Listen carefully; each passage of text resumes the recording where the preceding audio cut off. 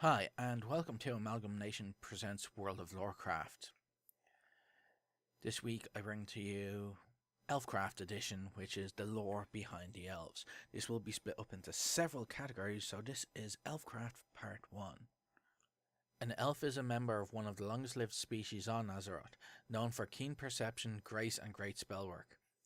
Elves were once believed to be the first race to awaken on Azeroth, but some ancient histories believe that elves were originally trolls that were transformed by the Well of Eternity. Racial history. There are several groups of elves in the Warcraft universe, but all are derived from one group, the Kaldorei, also known as Night Elves, and its upper caste, the Highborn. What follows is a brief description and a brief amount of the lore to do with each of the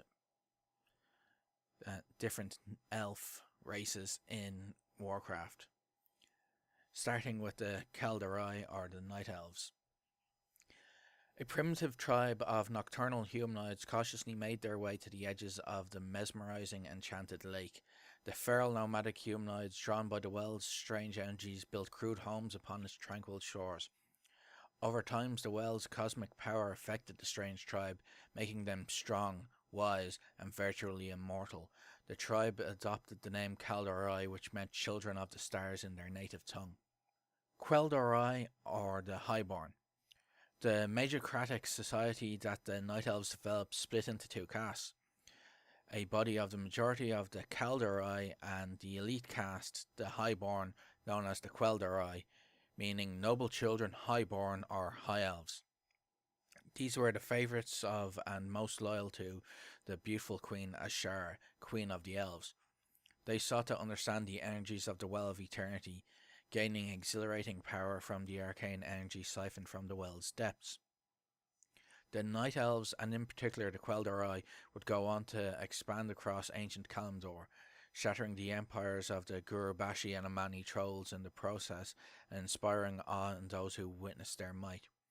However, the arrogance and carelessness of the Kaldorei would spell doom for their civilization, attracting the attentions of the Burning Legion.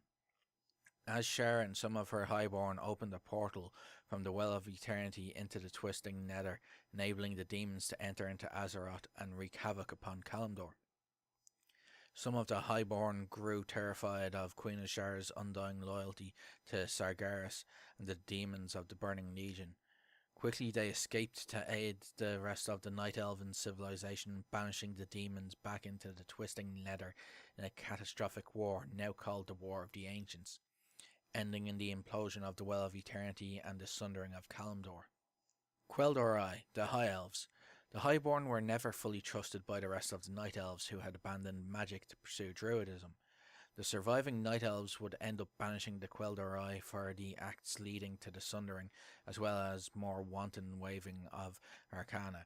The Kaldorei were forced into exile and eventually settled in Quel'Thalas, becoming known as High Elves.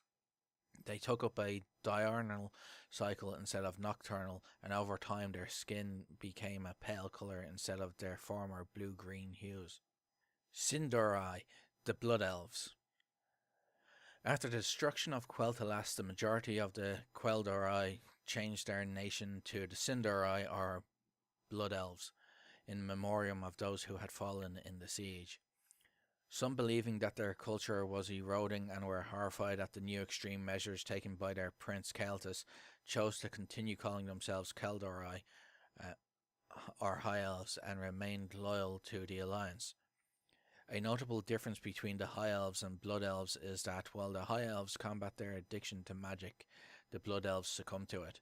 The High Elves spend at least 1 hour a day meditating, trying to restrain their addiction, while the Blood Elves drain the mana out of many creatures, including demons.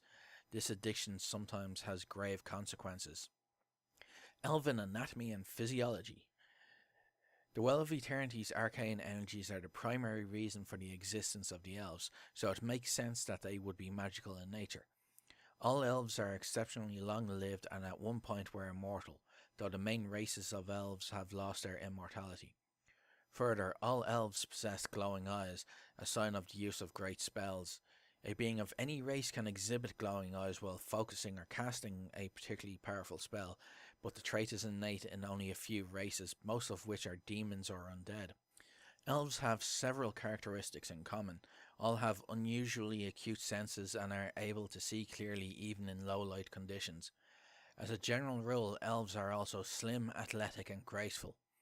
Furthermore, they all have large pointed ears that tend to be greeted with admiration or mockery by other races.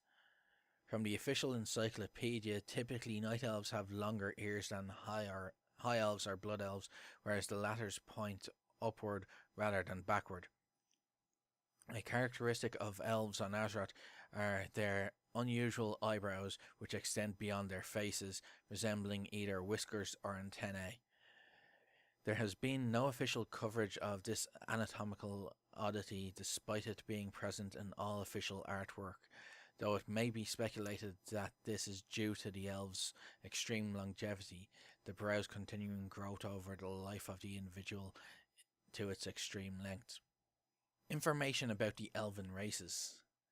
It has been hinted that there are 4 or 5 races of elves: Dark Elves, Night Elves, Highborn Elves, and High Elves and Blood Elves. But to date, only 4 have debuted in the games. Those 4 are the Night Elves, the Highborn Elves, High Elves, and Blood Elves. Hybrids between elves and humans, such as half elves, half night elves, and half blood elves, are also mentioned in lore. Of these, only one known half-elf has appeared in-game, Arator. The Blood Elves are the survivors of Quel'Thalas who, in mourning for their slain brethren and without the energies of their sunwell, went to desperate lengths to satisfy their hunger for vengeance and magic. Through their experiments, they have developed the vampiric ability to siphon energy off of others, particularly demons, and physically changed to include glowing green eyes and pale or ruddy skin. Those who have succumbed to this hunger have degenerated further, becoming violent addicts known as the Wretched. It has been suggested many times that the Blood Elves are on their way to becoming an entirely separate race, perhaps even becoming demons, although now that the Sunwell has been restored, which now also provides light energy to the Blood Elves, this is unlikely. Such a claim is not new. Some of the Kaldorei prior to the War of the Ancients aligned themselves with the Burning Legion. They became the demonic Caprine satyrs, mockeries of the elven form who feast upon magical energies to sustain their otherwise immortal lives. Other perversions of the elven species include the Naga and Harpies. The Naga are the remnants of those highborn who were trapped in the implosion of the Well of Eternity, but who survived by mutating into horrific beasts. They retained their immortality and dwelt beneath the Maelstrom, though they were reawakened by Illidan's Stormrage in the wake of the Third War, and are now bent upon reclaiming the land, attacking any night elves they find. Similarly, the feral harpies attack anyone they see, being brutal cannibals. These bird women are descended from the night elves, though their origins are not clear. Some say that they were cursed by Azshara, while others say that they gave themselves over to Aviana, the bird demigoddess, suggesting that their violence is derived from their lost mother.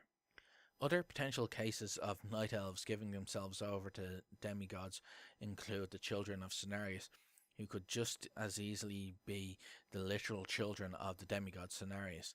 These children are the keepers of the grove and dryads, who bear the upper bodies of night elven men and women respectively, and the related centaurs are the bastard offspring of Cenarius' eldest son Zatar and the earth elemental princess Theradris, but they do not bear much resemblance to the night elves and look closer to humans. Another race of elves has arisen on the face of Azeroth, the half-elves, the hybrid descendants of humans and high elves.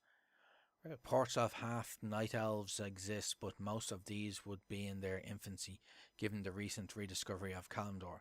There is one half-Kaldorei, Feulia, but her parentage is unknown. It is not certain if there are any half-blood elves, as the high elves and their blood elven survivors were prejudiced against half-elves, so there wouldn't be any initiated into blood elvendom, and the chances of a blood elf mating with a human, especially after their removal from the Alliance and joining the Horde, are slim to none. While they cannot be said to be separate races, the undead and spectral remnants of the elves members of the Forsaken Undead, as well as numerous ghosts, wraiths, and banshees, haunt those lands that they once occupied in life. This has been the general lore behind the elves, and today it is Thursday. So from now on, every Tuesday and every Thursday there will be a different World of Lorecraft vid, because I've noticed that there's a lot more lore than I expected, which is actually a good thing. It gives me more content to make, well, to put out there. I did not create any of the lore. So on Tuesday coming, you will get the Night Elf lore, followed by Thursday with the High Elf lore, followed by Tuesday with Blood Elf, and so on through the list until I've gone through every variation of elf in the World of Lorecraft series. And by that I mean everything. So the list is as follows, just to let you know: Night Elf, High Elf, Blood Elf, Fell Blood Elf, Undead Elf, Half Night Elf, Half Blood Elf, Nightborn, Half Kaldorei, Highborn, Wretched, Darkfallen, Banshee, Nightfallen, Dark Ranger, Chandra Lar, Troll and Elven Lineage lore, Naga, Satyr, Harpy, Blood Maiden, and Dark Womb variation of the Highborn. So, yeah, there's a lot to do. So, over the next coming weeks, you're going to get nothing but elf lore. If I can minimize some of them, combine some of them together, I will. But it depends on the amount of lore behind them. Thank you for listening, and as always, remember, play to game and game to play.